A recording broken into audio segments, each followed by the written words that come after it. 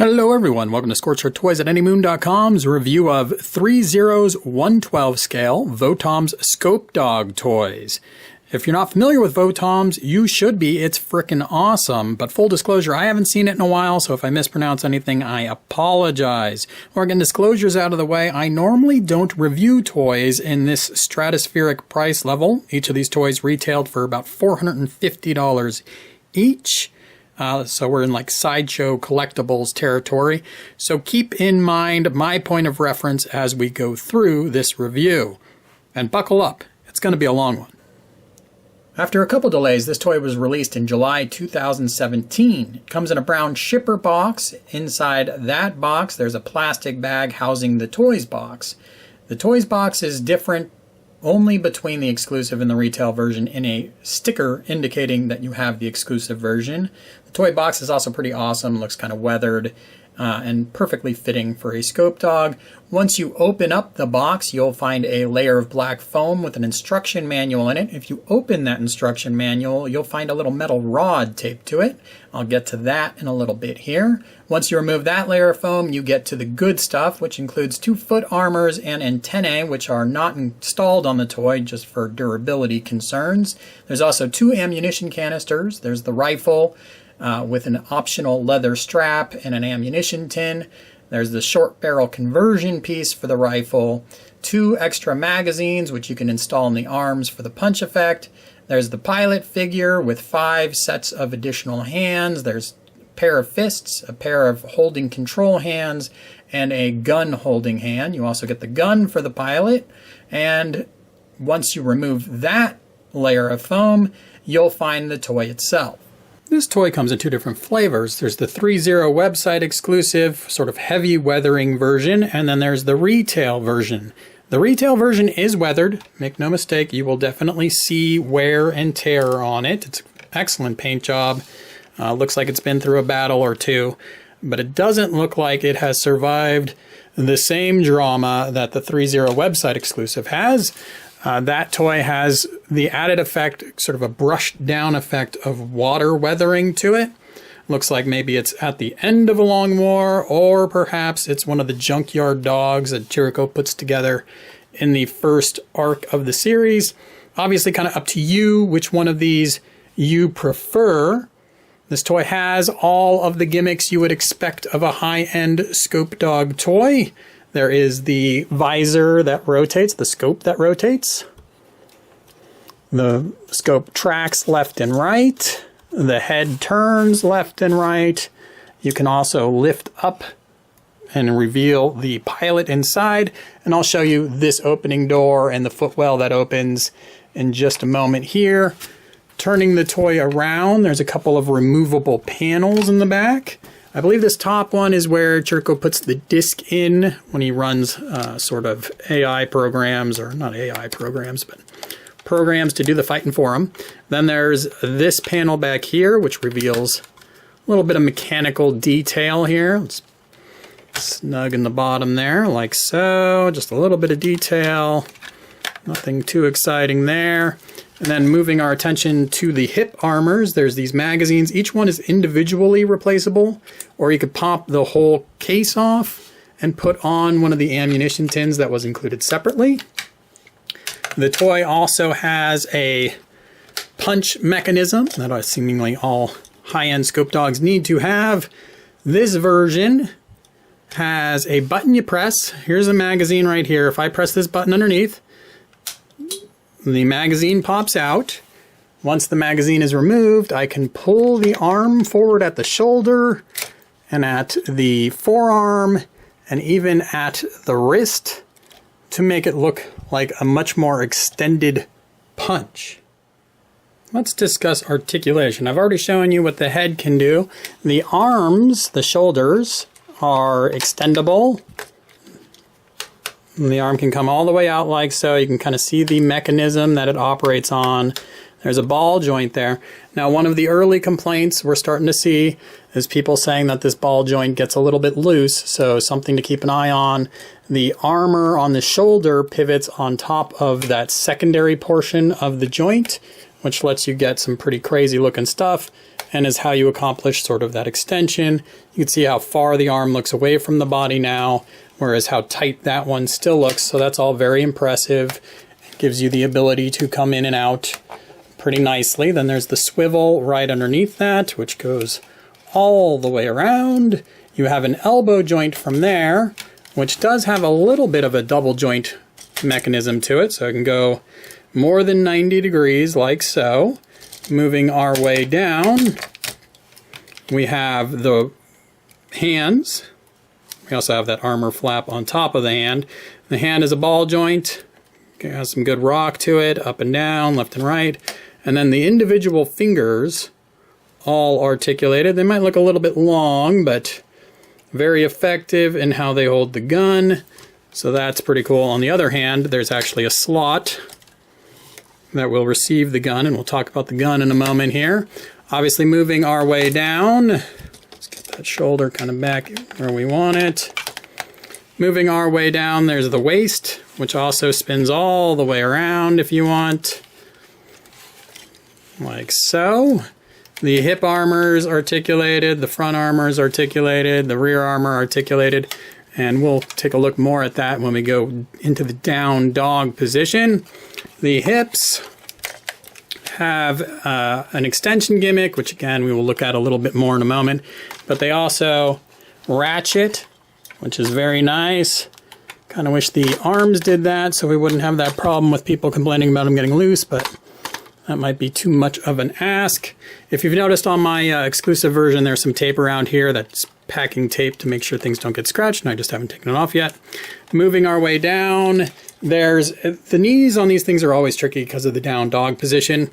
If you hold it just right, you can get that much knee movement, which not a huge amount. Then there's another cheat within the hip that lets you get further back, which again, things get tricky when you have a down dog mode toy. So there's that down dog trying to go. Moving down to the feet, there is a ton of articulation, but I already had a foot break off on me, so I'm going to be careful in how I show that to you. You have this panel here which moves. Now I have had my right foot break, so I'll show you with my left. You have the ability to rock back and forth. You have the ability to come forward and back, and then there's an elevator that also lets you get even further action, as well as a toe, which just has a little bit of give to it. So there is your articulation there. Here are some pictures of where my toy broke. That is a plastic U that is doing a whole lot of work for you from an articulation standpoint. Obviously, with this expensive a toy, you'd hope some of the internals on the joints would be metal. So a little bit of a bummer there. We will see how ThreeZero responds on a customer service side to see what happens there. So wrapping up with the feet, you also get those spikes that come down, like so. I'm not sure when you'll be able to really get much value out of that or much mileage, but it's cool that it's there. And you also get the wheels on the bottom, and they do spin. They kind of retract a little bit too. Again, not really sure when you'll get much mileage out of that, but it's there as it should be. Then I haven't shown you yet the hips going out, which obviously very large range of motion that way as well. So overall articulation on this toy is pretty top notch. Regardless of which version of this toy you buy, all of the accessories are exactly the same. So there's no additional weathering on the gun or weathering on the pilot figure or anything like that. It just looks like this. It's very attractive. It has a little handle that flops over to the side. It also has the little changing mode from automatic fire to single shot, whatever it is, on the side here. It even has a trigger that you can pull for gratuitous detail purposes. Now we can also disassemble this gun and reassemble it as the short barrel version. We can remove the ammunition tray or add it on. It's kind of up to you what you prefer. Just pops right off. It is exactly the same ammunition trays that come for the hips. No differences there. Okay, so if we want to convert this toy into the short barrel gun, we can use the pin that's in the instruction manual and push out this peg right here. And then that flops out. Then we just remove the front of the gun and install the short barrels, and there you are. Now to install the fabric belt, you just go ahead and it looks like it's metal, but it seems like it's plastic. It just clips right on very easily if you don't have cameras and a lights in your face. So let's see. And then come back around and do this in the front. Now, that said, the strap, while cool, can also get in the way a lot. So just something to consider there. Now you also have within the handle, you don't actually need to use this metal pin. There is a little slide out peg, which we can just do this. They tell you to use the metal pin, but you don't have to. Once you get that once you get that peg out, it fits right into that slot in the hand. You want to get your fingers through. And then once you have that in, again, you gotta get your fingers in the right spot. But once that peg goes in, the toy will hold the gun very, very securely and at the right angle. So all good things there. All right, now we're going to transform into the down position, and I've got the arms out of the way so you can better see what I'm doing here. I'm going to pull the butt flap out, and then I can fold it up and over. I can turn the toy around. I can do the same thing. Well, not up and over, but I can extend those hip armors out and away from the body. Now, I mentioned earlier there's an extension at the hips. We are going to go ahead and pull down. It says there should be 3 clicks, but I don't know if you'll hear them. You get it to the lowest position. You can see within that little leg cavity that can't go any lower than that. Then we're going to bring the leg all the way back. And we are going to, at this point, just rotate this back leg back like so. And now what you want to do is there's a pivot point. So we've already got this pivot point all the way back. There's a pivot point right here that we want to get all the way back. And then this pivot point we want all the way down, which it may be. This is obviously pretty tricky because you've got a couple different things going on at the same time here. But it looks like that's already down as low as I can get it. So I might be in the right position there. Then you're going to take your foot and you want to bring the elevator out. So you can pivot that as far forward as you can. Then turning the toy around, we're going to do the same thing on the other side. Bring the leg all the way back. Rotate that one out. We're going to pivot up. It looks like we are as back as we can get. Now the toy should be in the downward position. Things look like the heels are a little off the ground for me, so I can just try bringing the leg down, I guess. There it goes.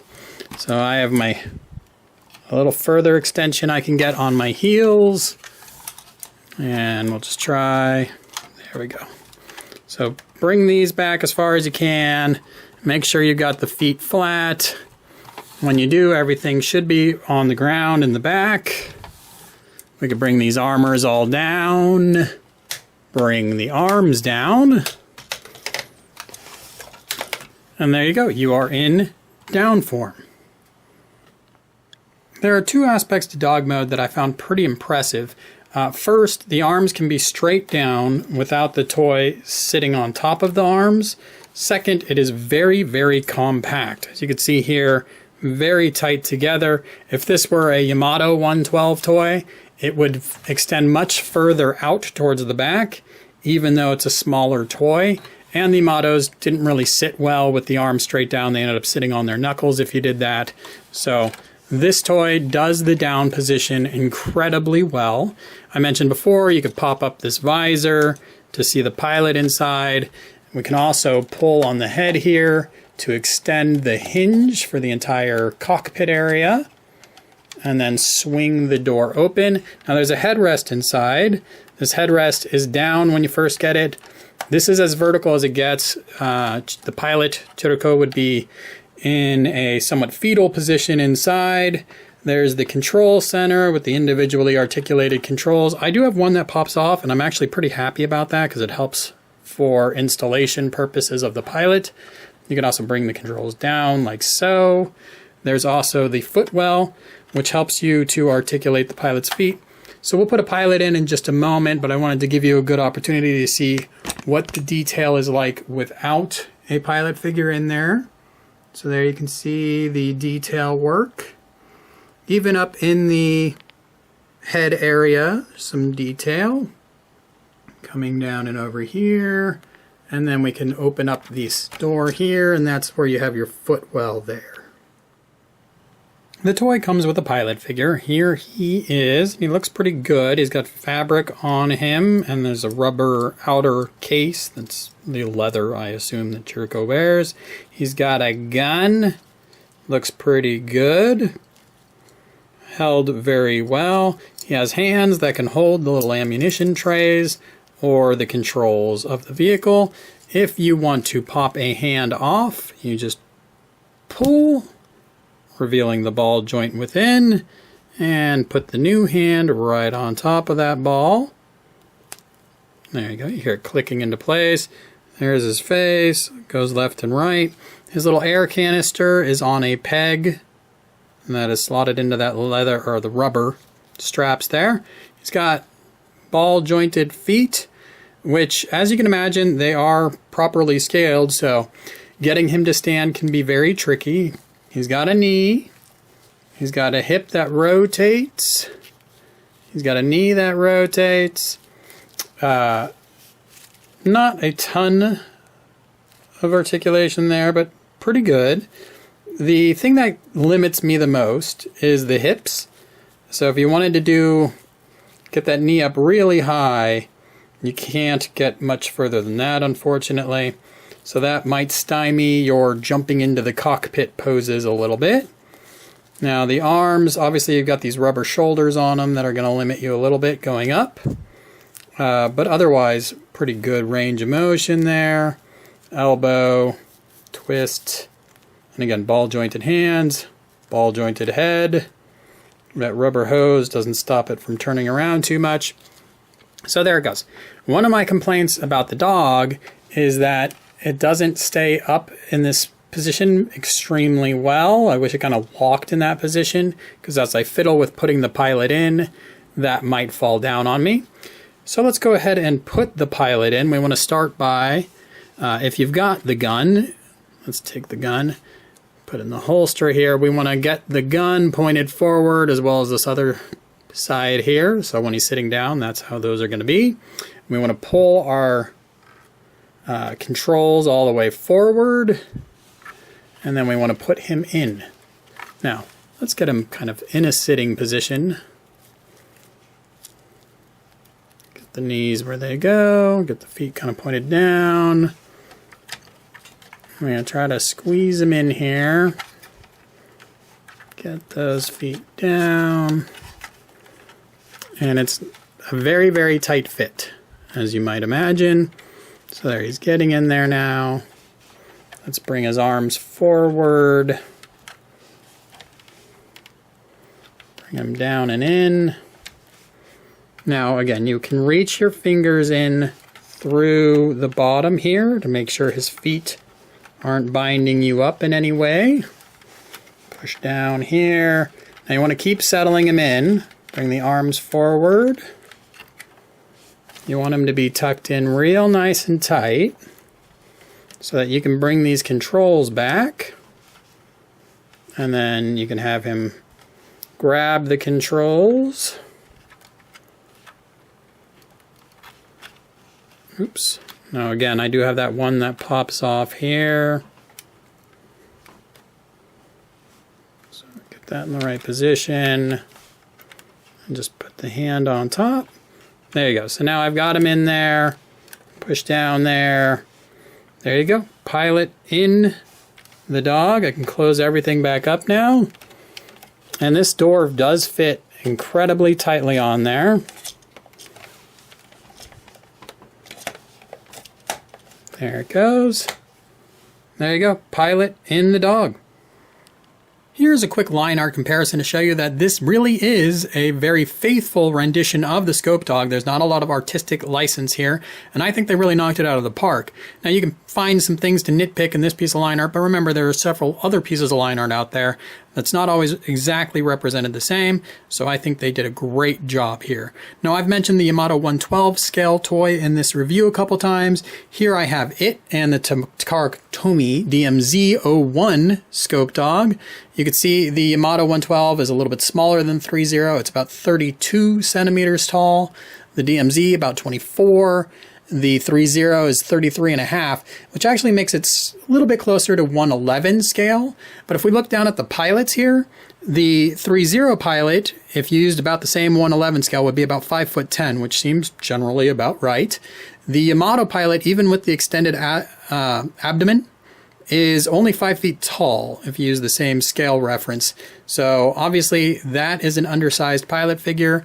DMZ is a little bit better. This is about a 5'5" pilot if you use the same scale. So smaller pilots than the other dogs. ThreeZero is the first one to really get it right. Now you could see from a paint perspective, you had a pretty good paint job on the DMZ, a excellent paint job on the ThreeZero, and then obviously the very plain, non-existent really paint job on the Yamato, which was always really the knock on that toy.